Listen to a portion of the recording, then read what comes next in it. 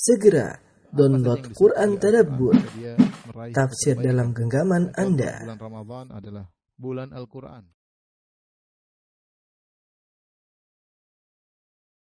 Bismillahirrahmanirrahim. Assalamualaikum warahmatullahi wabarakatuh.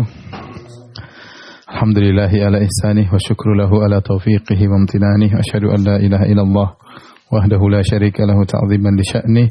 Wa asyhadu anna Muhammadan abduhu wa rasuluhu da'ila ridwanih. Allahumma salli alaihi wa ala alihi wa ashabihi wa ikhwanih.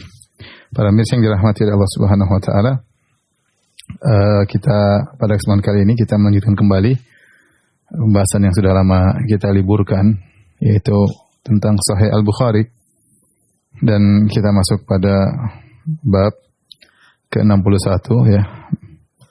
Bab al-hadath fil masjid. Bab al-hadath fil masjid. Maksud al-hadath yaitu batalnya wudu ya, batalnya wudu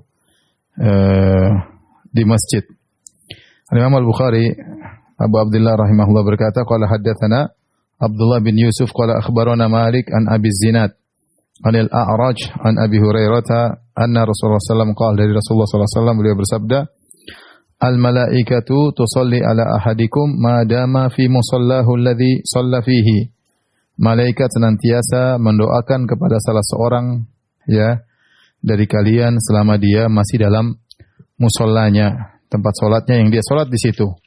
Malam yuhdits, selama dia tidak berhadas, selama dia tidak batal wudunya. Taqulu Allahumma ighfir lahu, Allahumma arhamhu. Malaikat berdoa, ya Allah ampunilah dia, ya Allah rahmatilah dia.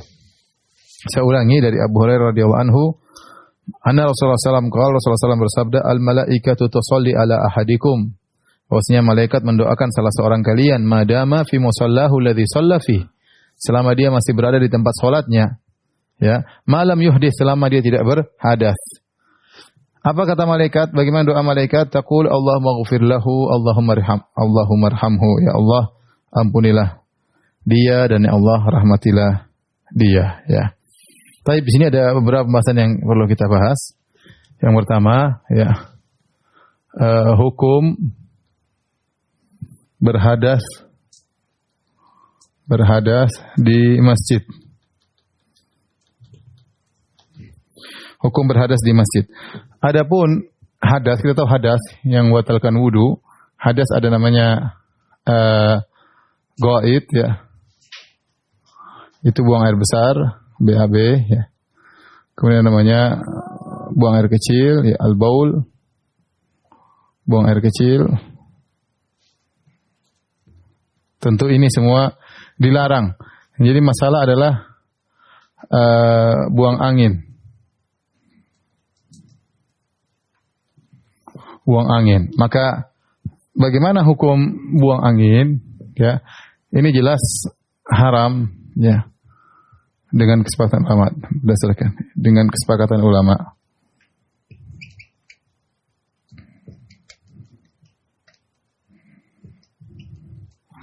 Tetapi bagaimana dengan buang angin? Maka ini ada khilaf di kalangan para ulama hukumnya. Hukumnya bagaimana?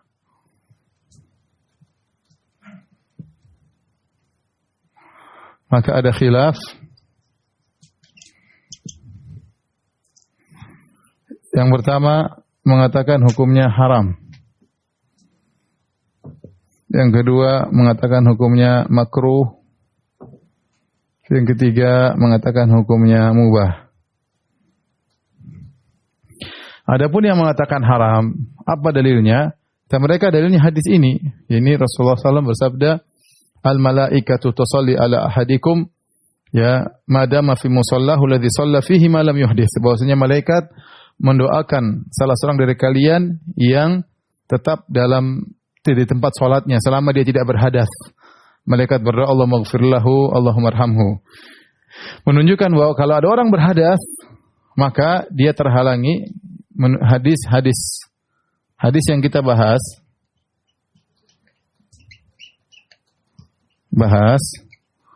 menunjukkan kalau ada orang berhadas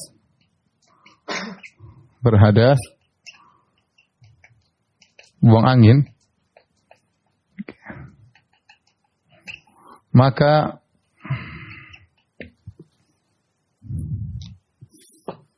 maka dia terhalangi atau dihukum dengan tidak didoakan malaikat. Didoakan malaikat. Baik. Ini dalil yang pertama. Dalil yang kedua dalam hadis, fa innal malaikata tata'adza mimma yata'adza minhu banu Adam. Malaikat terganggu dalam hadis ya, malaikat terganggu dengan apa yang mengganggu anak Adam.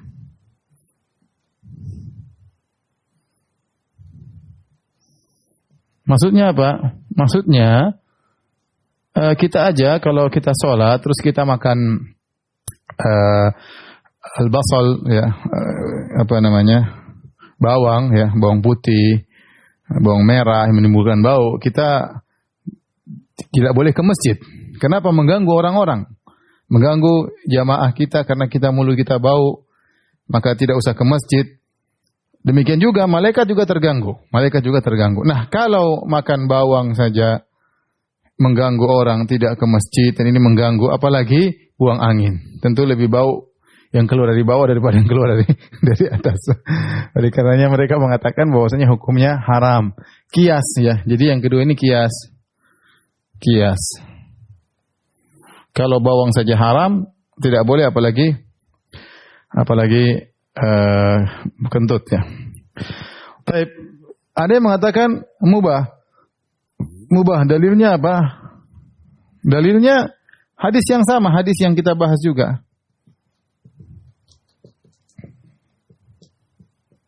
Nabi mengatakan malam yuhdits. Malaikat mendoakan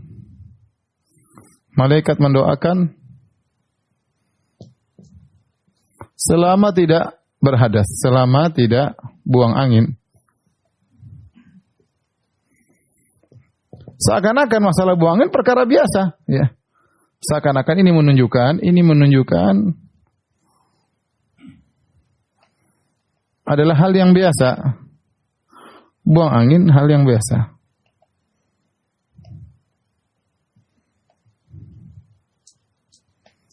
Ini yang pertama. Yang kedua, hadis yang sudah pernah kita bahas, yaitu Nabi SAW mengatakan ya tentang seorang yang dia ragu apakah dia buang angin atau tidak dalam solatnya. Kata Nabi SAW, la yansarif hatta yasma'a sautan aw yajida riha. Kata Nabi SAW, la yansarif hatta yasma'a sautan aw yajidu riha. Itu jangan batalkan sholatnya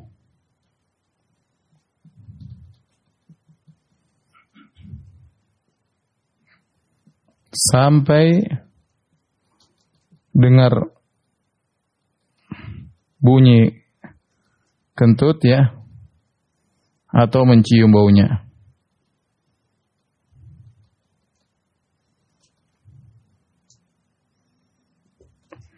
Jadi waktu Nabi ditanya tentang syukia rajul annahu yajidu fi salatihi syai'a.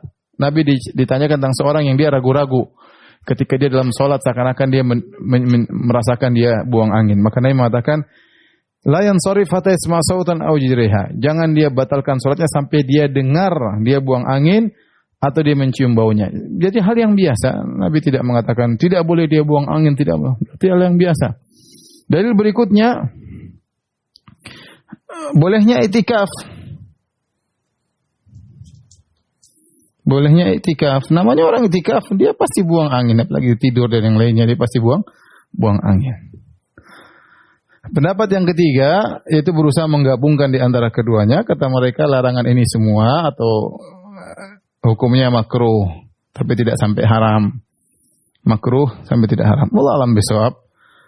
Saya rasa ini lebih baik, makruh. Kita tidak mengatakan orang buang angin berdosa, ya, karena hal yang sulit juga untuk menghindar dari hal tersebut, ya. Tidak semua orang bisa menahan buang angin, ya, apalagi kalau harus bolak-balik keluar, buang angin keluar masuk lagi, buang angin keluar lagi masuk lagi, agak repot ya. Jadi Tapi kalau memang ternyata dia merasa bakalan buat bau yang tidak enak, mending dia keluar. Lebih bagus dia keluar. Dia tahu diri lah, karena dia mengganggu orang lain. Tapi kalau dia lagi sendirian, kemudian dia tidak, maka kita tidak sulit mengatakan hukumnya haram. Tapi tentunya ini perkara yang kurang baik, hendaknya seorang meninggalkannya. Taib, ini pembahasan pertama. Pembahasan kedua.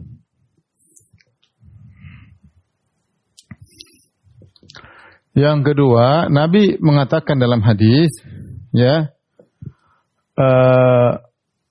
innal malaikata tad'u, ya, tusalli ala ahadikum madama fi musallahu, madama fi musallahu alladhi yusalli fihi, alladhi shalla fihi. Kata Nabi SAW, malaikat mendoakan salah seorang dari kalian selama dia masih di tempat sholatnya, selama masih di tempat sholatnya. Yang dia sholat di situ, Nah, apa maksudnya? Apa maksudnya?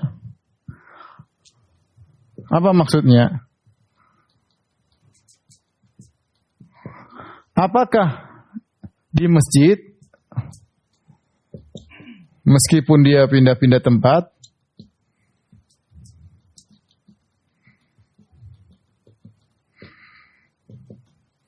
ataukah khusus di lokasi dia sholat tadi? Lokasi dia sholat sebelumnya. Artinya, sudah, kalau di situ jangan pindah-pindah, situ aja terus. Ataukah kalau dia ke kanan, ke kiri selama masih dalam masjid, ya, selama dalam masjid, masih dalam.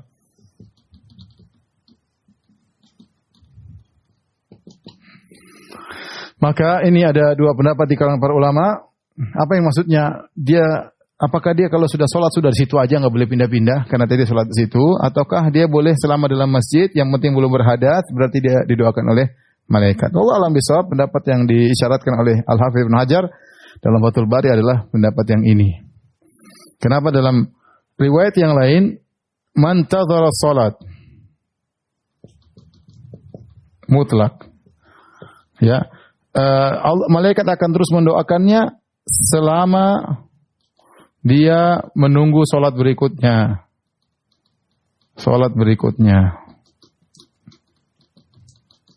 Ya, tanpa dikaitkan dengan tempat dia sholat tadi, menunjukkan selama dia masih dalam masjid. Wallahu a'lam bishawab.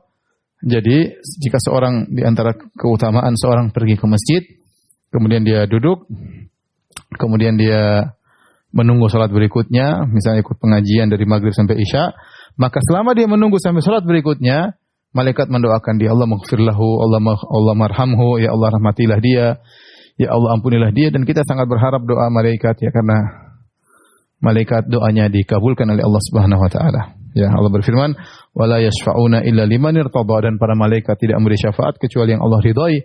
Ya, sampai malaikat pun beri syafaat pada hari kiamat, menunjukkan bahwasanya doa mereka, syafaat mereka, ya, luar biasa di sisi Allah Subhanahu wa taala. Ya. Nah, ini dalil bahwasanya malaikat juga mendoakan kaum mukminin, ya. Malaikat juga mendoakan kaum mukminin. Baik. Bab berikutnya yang kita bahas, bab bunyanil masjid, bab tentang membangun masjid. Wa qala Abu Sa'id, berkata Abu Sa'id, ya, Al-Khudri, kana saqful masjid min jaridin nakhli. Kata Abu Sa'id Al-Khudri radhiyallahu ta'ala anhu, bahwasanya atap masjid dahulu terbuat dari jaridun nakhl. Itu atap masjid di zaman Nabi SAW jadi nakhl, yaitu pelepah korma. Kita tahu pelepah korma, ada daun-daunnya itu, itulah dijadikan untuk saqful masjid. Dijadikan untuk saqful masjid, untuk atap masjid. Kemudian kata Imam Al-Bukhari, ya, ini hadis muallak, ya, wa kana, atau asar muallak. Wa qala Abu Sa'id kana saqful masjid min jaridin nakhl, bahwasanya atap masjid terbuat dari pelepah korma. Wa amara Umar bi bina'il masjid, Wa qala, Umar pernah menyuruh orang untuk bangun masjid. Kata Umar, akinnan nasa minal matar. Bikin tempat yang besar untuk menaungi orang daripada hujan, jangan sampai kena hujan. Yang bikin atapnya, jadi luaskan masjid. Umar meluaskan masjid. Intinya jangan sampai orang-orang kena hujan kalau mereka sedang ibadah. Wa iyyaka an tuhammira aw tusaffira fataftinan nas, dan hati-hati engkau, ya Umar berkata kepada pekerja, jangan kau merah-merahkan masjid, jangan kau kuning-kuningkan masjid, itu jangan kau hiasi. Jangan kau cat sana cat sini, kata Umar. Ya, jangan kau merah-merahkan, jangan kau kuning-kuningkan masjid. Fataftinan nas, sehingga kau bikin fitnah kepada manusia. Ya maksudnya orang kalau terlalu mewah masjid akhirnya sulit konsentrasi, sulit khusyuk untuk salat, ya. Wa qala Anas bin Malik radhiyallahu anhu berkata, yatabahawna biha, orang-orang berbangga-banggaan dengan membangun masjid. Tsumma la ya'murunaha illa qalilan. Kemudian mereka tidak memakmurkan masjid kecuali sedikit aja. Semangat bikin masjid besar-besar tapi tidak dimakmurkan. Ya, bahkan terkadang yang bangun itu, yang bangun besar-besar, dia sendiri tidak memakmurkan masjid. Ya, makanya ini pembahasan tentang seorang bangun masjid tidak usah bermewah-mewahan, ya. Ya, karena sebagian orang mungkin mereka berkata, rumah saya saja bagus, apalagi saya bangun rumah Allah, ya. Itu tidak, bukan begitu. Bukan begitu. Ya. Kau bikin rumah Allah yang baik, tapi tidak perlu bermewah-mewahan, tidak perlu terlalu mewah. Ya, karena tujuannya kita salat bukan untuk melihat bangunan yang mewah. Tujuan kita salat adalah untuk khusyuk dalam salat. Ya, kalau terlalu mewah tidak menambah kekhusyuan.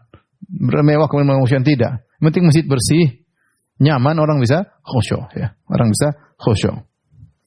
Ibnu Abbas radhiyallahu anhu berkata, la tuzakhrifunnaha kama zakhrafatil yahudu wan nasara. Sungguh kalian benar-benar akan menghias-hias masjid sebagaimana Yahudi dan Nasara menghias tempat ibadah mereka. Jadi kebiasaan menghias masjid dengan begitu indah, inilah kebiasaan Yahudi dan Nasara. Menunjukkan bahwasanya para sahabat dahulu mereka tidak suka membangun masjid dengan terlalu megah dan terlalu mewah, ya, bahkan berbangga-banggaan masjid begini tidak. Ini bukan sunnah yang diajarkan oleh Nabi sallallahu alaihi wasallam. Perhatikan Umar bin Khattab radhiyallahu anhu ketika dia berwasiat kepada para pembangun masjid, dia cuma mengatakan akinnan nas minal matar, yaitu bikin atapnya yang penting yang baik supaya orang tidak, yang rapi atapnya agar orang tidak terkena air hujan. Adapun bangunannya jangan macam-macamin, kata Umar. La tuhammir, jangan kau merah-merahkan. Wala tusaffir, jangan kau cat-cat kuning. Ya, fataftinan nas, kau bikin manusia terfitnah. Ya, kenapa? Karena kalau terlalu mewah, ya, bisa terfitnah buat orang terganggu. Seperti Nabi SAW pernah mengembalikan khamisah kepada Abu Jaham, dikasih baju oleh Abu Jam al-khamisah, baju yang indah, ada garis-garisnya, maka Nabi mengatakan innaha alhadni an salati, dia melalaikan aku dari salatnya. Itu Rasulullah SAW merasa terganggu. Rasulullah SAW kembalikan karena baju yang bercorak seperti itu mengganggu salat Nabi sallallahu alaihi wasallam, ya. Dan tadi Anas sudah mengingatkan bahwasanya akan, kata Anas bin Malik, ya'ti ala ummati, ya. Kata Anas berkata, aku mendengar Rasulullah SAW bersabda, ya'ti ala ummati zamanun yatabahawna bil masajid, thumma la ya'murunaha illa qalilan. Kata Nabi SAW, akan datang pada umatku suatu zaman, mereka berbangga-banggaan untuk membangun masjid, mewah-mewahan, hebat-hebatan, keren-kerenan masjidnya, tetapi mereka tidak memakmurkan kecuali cuma sedikit. Ini menunjukkan celaan. Nabi SAW juga bersabda, di antara tanda-tanda hari kiamat, la taqumus sa'ah hatta yatabahan nasu fil masajid. Tidak akan tegak hari kiamat sampai orang-orang bangga-banggaan membangun masjid, berbangga-banggaan. Maksudnya mewah-mewahan, megah-megahan. Ya, jadi kita bangun masjid, Allah tidak tuntut untuk terlalu mewah. Yang penting orang bisa ibadah. Uang berlebihan kasih orang miskin, kasih yang lain, bukan untuk bikin bangunan yang sangat mewah. Ya. Tidak dituntut demikian. Dan itulah sunnah yang seharusnya dikerjakan. Nabi SAW dulu sederhana, cuma pelepah korma kemudian dari tanah, ya. Oleh karena Syekh Utsaimin rahimahullah mengatakan jangan sampai orang bikin masjid kemudian karpetnya empuk banget seperti kasur, ya. Apakah itu mendatangkan kekhusyuan? Bukan itu yang mendatangkan kekhusyuan. Tapi kalau orang yang biasa-biasa saja, orang tunduk, dia merasa rendah di hadapan Allah Subhanahu wa taala, Karena terkadang kalau saya misalnya di Arab Saudi, saya pernah sholat di masjid yang benar-benar dari tanah. Subhanallah, masjid tua dari tanah, rasanya memang lain. Ya, benar-benar kita ke tempat ibadah kepada Allah Subhanahu wa taala. Benar kita fokus beribadah. Ada bedanya, ada rasanya. Rumah masjid terlalu mewah, kemudian megah juga tidak dituntut oleh syariat ya. Oleh syariat ya. Ada yang mengatakan, Ibnu Hajar menyebutkan, ada sebagian mengatakan orang mungkin merendahkan masjid, makanya kita harus buat megah supaya orang mengagungkan masjid. Bukan itu tujuan dibangun masjid. Tujuan bangun masjid adalah untuk beribadah kepada Allah. Oleh karenanya yang dimaksud dengan dibangun masjid adalah dengan kesederhanaan. Itu yang dituntut dalam syariat. Jadi Umar bin Khattab radhiyallahu anhu waktu terjadi pelebaran di zaman beliau, masjid masih dalam kondisi sederhana seperti di zaman Nabi sallallahu alaihi wasallam, tidak boleh dicat sana sini. Padahal di zaman Umar sudah terjadi perluasan. Ya sudah Romawi, Persia, duit banyak. Zaman Umar duit banyak. Tetapi Umar bin Khattab radhiyallahu anhu tidak menggunakan Baitul Mal untuk memegah-megahkan masjid. Tidak. Tidak menggunakan harta kaum muslimin, ada keperluan banyak untuk jihad, untuk fakir miskin, banyak yang diperlukan. Bukan untuk bangun masjid untuk megah-megahan. Baik, kita lanjutkan hadis berikutnya. Al-Imam Al-Bukhari berkata, qala haddatsana Ali bin Abdullah. Berkata Ali bin Abdullah. Qala haddatsana Yaqub bin Ibrahim, qala haddatsani Abi an Salih bin Kaisan, qala haddatsana Nafi' anna Abdullah akhbarahu. Abdullah bin Umar berkata, annal masjida kana ala ahdi Rasulillah sallallahu alaihi wasallam mabniyan bil labin wa saqful jarid wa amaduhu khashabun nakhli. Kata Nabi sallallahu alaihi wasallam, kata Ibnu Umar radhiyallahu ta'ala anhu, masjid di zaman Nabi sallallahu alaihi wasallam dibangun dari labin. Labin itu bata tanah, dijadikan bata. Sederhana tanah. Ya, disusun, dijadikan bata. Saqfuhul jarid, kemudian atapnya dari pelepah korma. Wa amadu khashabun nakhli, adapun tiangnya dari batang korma. Falam yazid fihi Abu Bakrin syai'an. Di zaman Abu Bakar tidak nambah sama sekali. Seperti itu. Karena kita tahu Abu Bakar radhiyallahu anhu masa pemerintahan cuma 2 tahun. Dan beliau pun sibuk dengan memerangi para orang-orang murtadin, orang-orang yang murtad yang tidak mau bayar zakat. Tidak sempat dia untuk ngotak-atik masjid. Keburu meninggal dunia radhiyallahu taala anhu. Wa zada fihi Umar. Kemudian di zaman Umar memperlebar masjid. Wa banahu ala bunyanihi fi ahdi Rasulillah sallallahu alaihi wasallam bil labin wal jarid. Kemudian beliau bangun sebagaimana di zaman Nabi sallallahu alaihi wasallam, ya, pakai labin, pakai bata-bata tanah, kemudian jarid. Maka Nabi sallallahu alaihi wasallam membangun, Umar bin Khattab membangun seperti di zaman Nabi sallallahu alaihi wasallam. Wa aada amadahu khashaban, dan dibuat tiangnya juga sama, ya. Tapi dengan khashaban nakhli, sama dengan batang korma, cuma diperluas aja. Umar hanya memperluas, tidak merubah model bangunan. Summa ghayyarahu Utsman, di zaman Utsman dirubah. Fazada fihi ziyadatan katsiratan, maka Utsman melakukan banyak perubahan. Wa bana jidarahu bil hijarah al manqushati wal qassah. Kalau di zaman Nabi, di zaman Abu Bakar, zaman Umar hanya dengan batu-batu bata, di zaman Utsman bin Affan maka dengan batu yang dipahat, al-manqushah. Batu yang dipahat, lebih bagus intinya. Wal qassa, al-qassatu al-jis, yaitu semacam kapur, ya, semacam semen dikapurin, jadi lebih bagus, lebih indah. Wa ja'ala amadahu min hijaratin manqushatin, kemudian tiangnya terbuat dari batu yang dipahat. Wa saqafahu bisaj, kemudian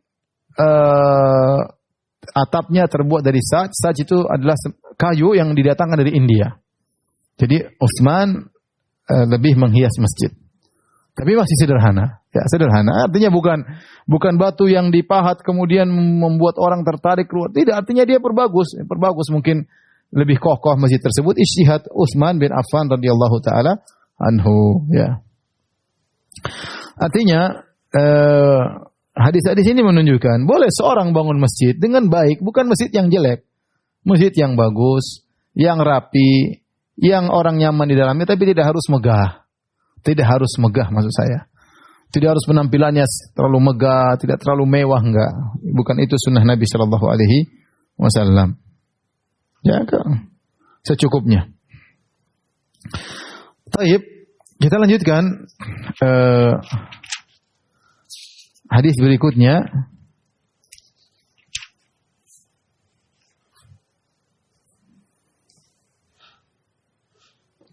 Bab at-ta'awun fi bina'il masjid.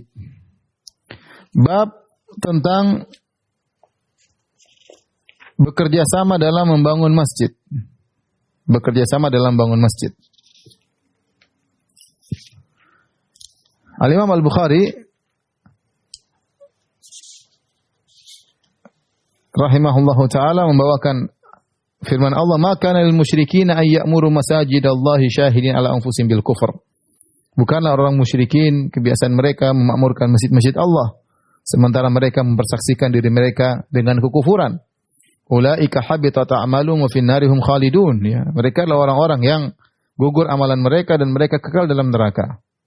Ini bukanlah sifat-sifat musyrikin memakmurkan masjid. Innama ya'muru masajidallah man amana billahi wal yaumil akhir. Adapun yang memakmurkan masjid-masjid Allah adalah orang yang beriman kepada Allah dan hari akhirat.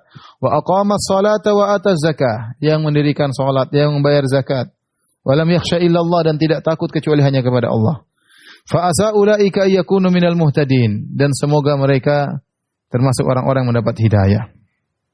Ya, ayat ini mengisyaratkan bahwasanya di antara sifat-sifat orang beriman memakmurkan masjid. Jadi innama ya'muru masajidallah, ya firman Allah Subhanahu wa taala.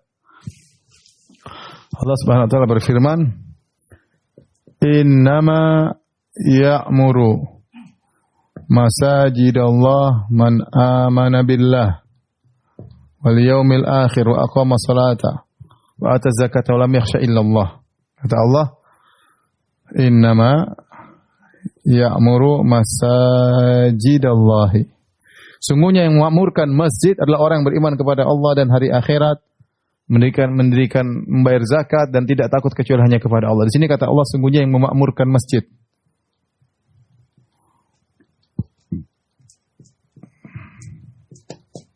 Nah, apa yang dimaksud dengan memakmurkan? Apa yang dimaksud dengan memakmurkan? Ada dua kemungkinan. Memakmurkan masjid artinya meramaikan masjid dengan beribadah, banyak beribadah di masjid.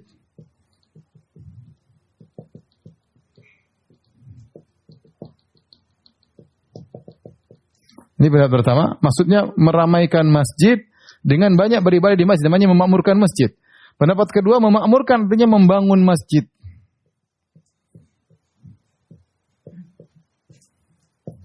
Secara fisik ya. Secara fisik masjid. Jadi bangun masjid, benar-benar bangun masjid. Ya, karena imarah memakmurkan juga bisa diartikan dengan memakmurkan, membangun masjid. Dan dalam hal ini Al-Imam Al-Bukhari membawakan ayat ini untuk makna kedua. Al-Imam Al-Bukhari membawakan ayat ini untuk makna yang kedua karena judulnya At-Ta'awun fi Bina'il Masjid. Ya, ta'awun bina'il masjid yaitu tolong-menolong dalam membangun masjid ya. Karena seorang yang beriman kepada Allah, beriman kepada hari akhirat, wa aqamas shalah, mendirikan salat, wa ataz zakat, bayar zakat, wa lam yakhsha illallah, dan tidak takut kecuali kepada Allah, mudah bagi mereka untuk membangun masjid. Kalau punya harta mereka mudah bangun masjid karena mereka beriman kepada hari akhirat. Kalau orang tidak beriman dengan hari akhirat, untuk mengeluarkan duitnya bangun masjid merasa berat. Baik. Kemudian Al-Imam Al-Bukhari membawakan sebuah hadis.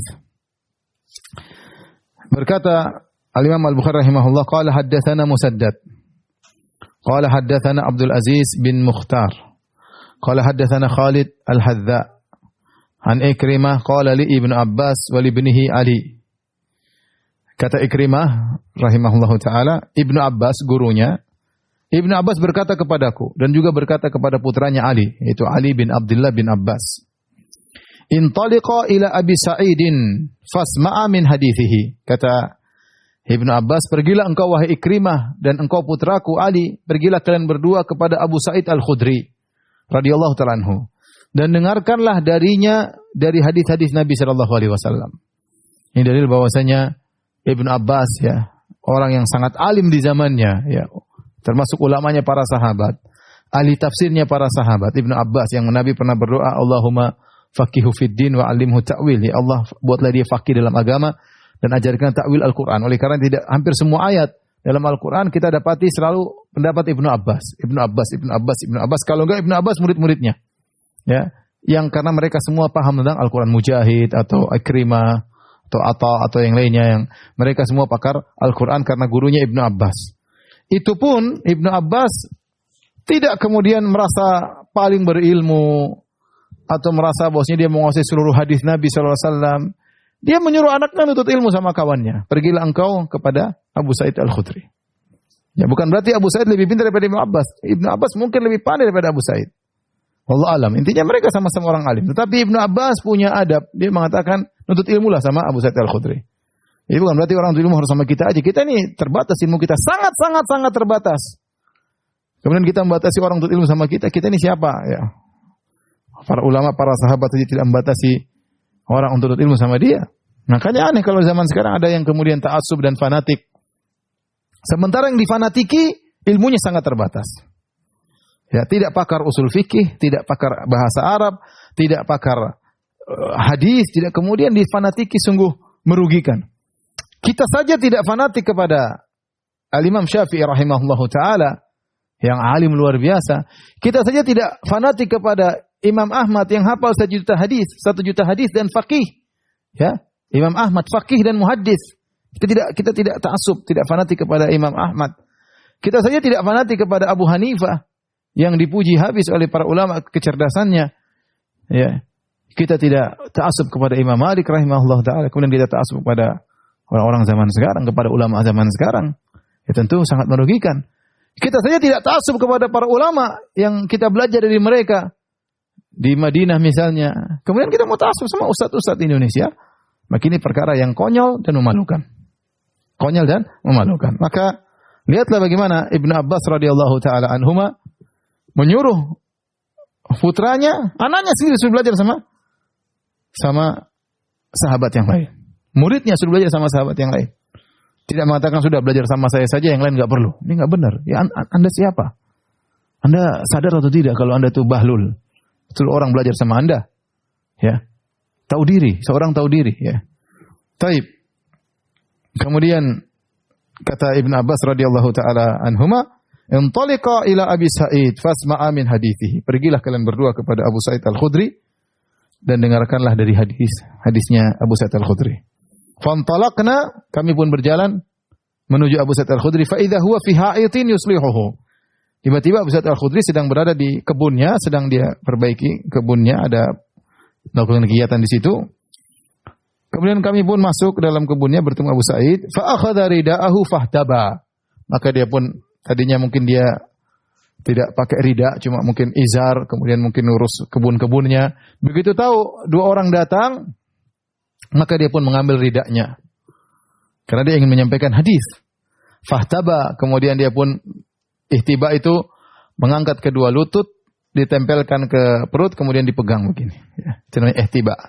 Ya, kadang pakai tangan, kadang pakai kain, ya, boleh. Kemudian dia duduk, baru kemudian summa ansha'a yuhadditsuna. Kemudian dia menyampaikan hadis Nabi sallallahu alaihi wasallam. Ya.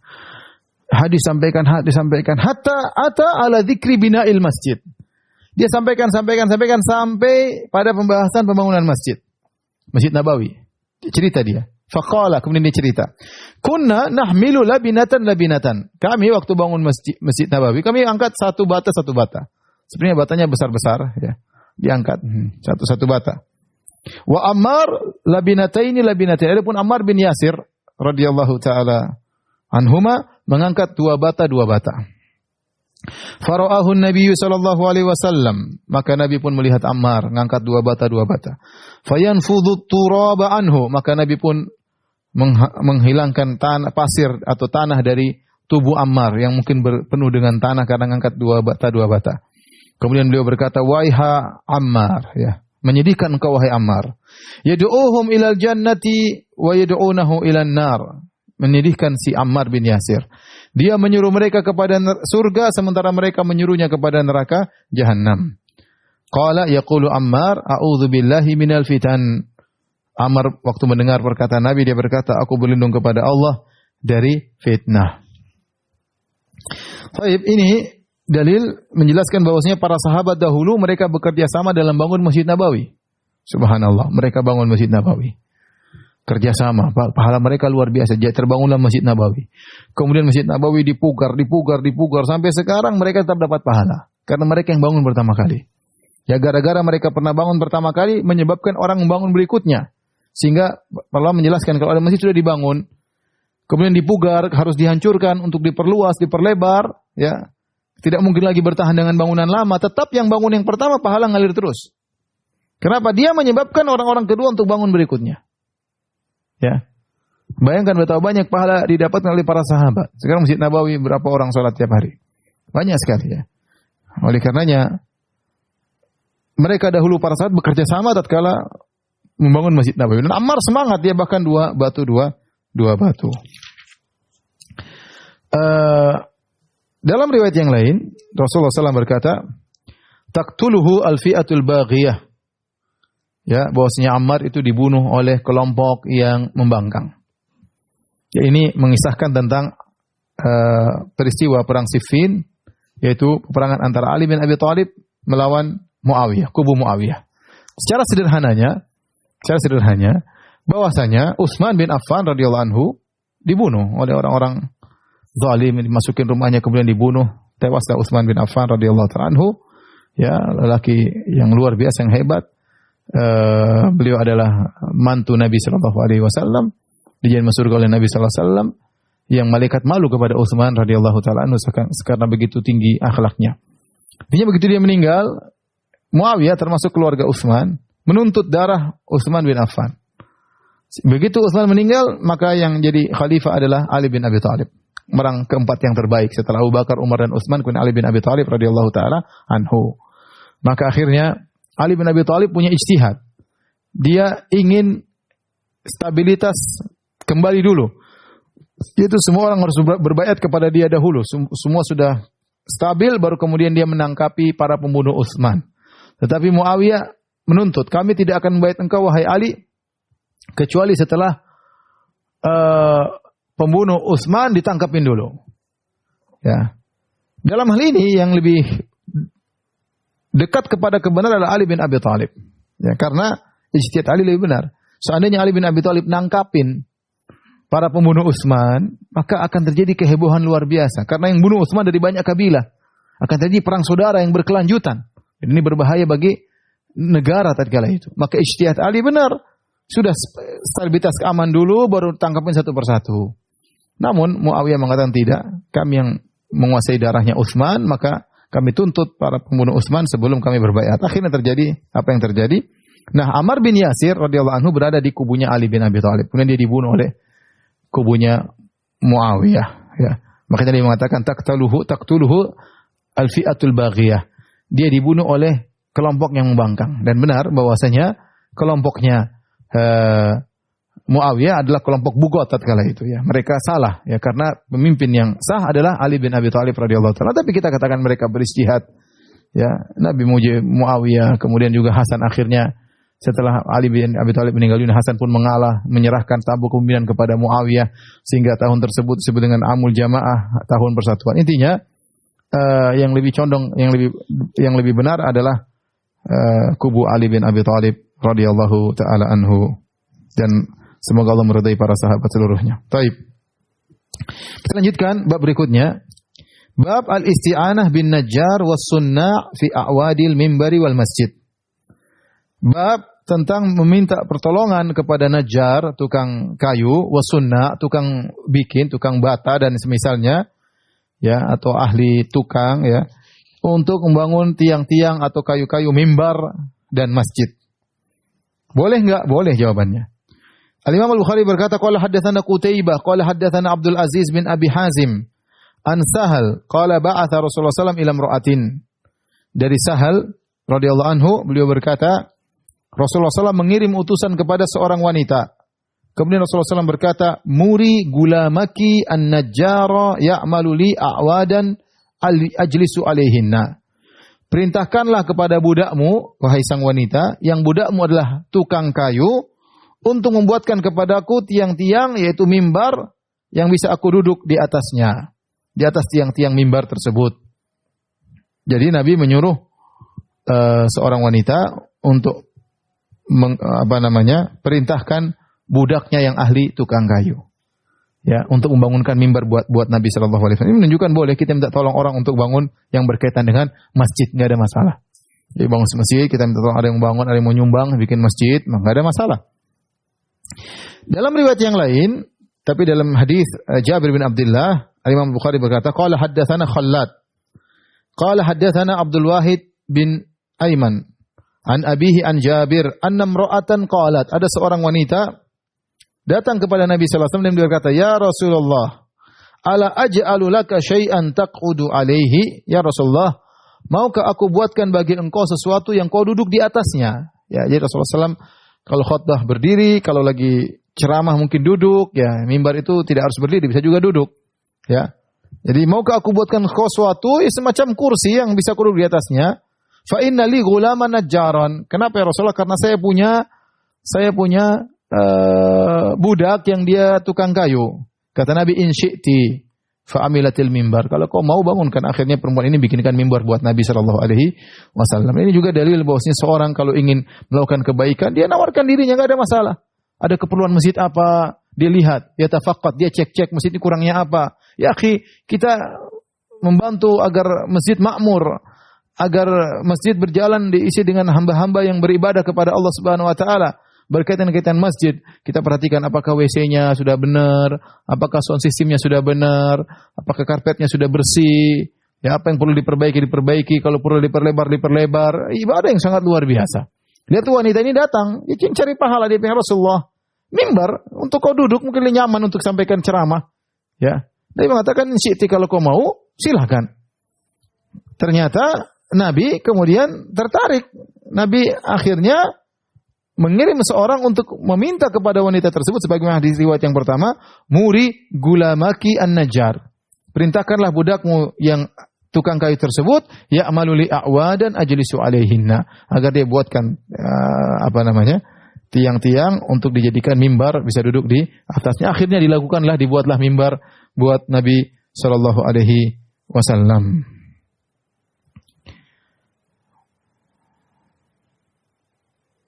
Dan ini juga dalil saya bacakan kata Imam Ibnu Hajar rahimahullahu taala.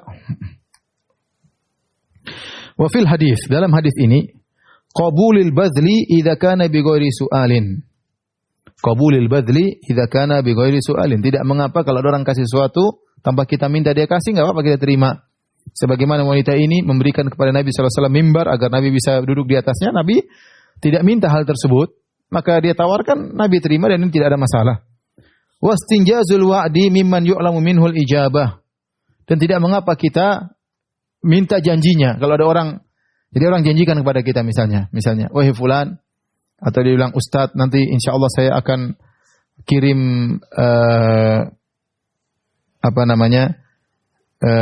sembako untuk antum bagi-bagikan kepada orang-orang miskin. Saya tahu orang ini, dia kalau kita minta, dia akan berikan, ya. Bukan orang yang cuma sekedar janji kemudian lupakan, omong doang ya. Enggak, tapi kita tahu orang ini dia serius, kalau dia sudah berjanji dia akan berikan. Maka kalau kita tahu dia pernah janjikan dan dia akan benar-benar, kita lihat dia tidak merasa keberatan dan dia sekedar mungkin lupa dan sibuk, maka tidak mengapa kita ingatkan. Makanya Nabi kan perintahkan sahabat untuk datang ke wanita tersebut, suruh dia bikin mimbar, ya. Ini dalilnya. Yang kemudian yang ketiga, kata Ibnu Hajar, wa taqarrubu ila ahlil fadli bi amalil khair. Dan boleh seorang mendekatkan dirinya dekat dengan ahlul fadl, dengan orang yang mulia, sebagaimana wanita ini ingin bisa dekat dengan Nabi sallallahu alaihi wasallam dengan amal kebajikan, dengan menawarkan untuk membangun mimbar buat Nabi sallallahu alaihi wasallam. Demikian saja para mirsa yang dirahmati Allah Subhanahu wa taala. Insyaallah kita lanjutkan Selasa depan dari pembahasan Sahih Al-Bukhari. Kurang lebihnya saya mohon maaf. Subhanakallah bihamdik asyhadu an la ilaha illa anta astaghfiruka wa atubu ilaik. Assalamualaikum warahmatullahi wabarakatuh.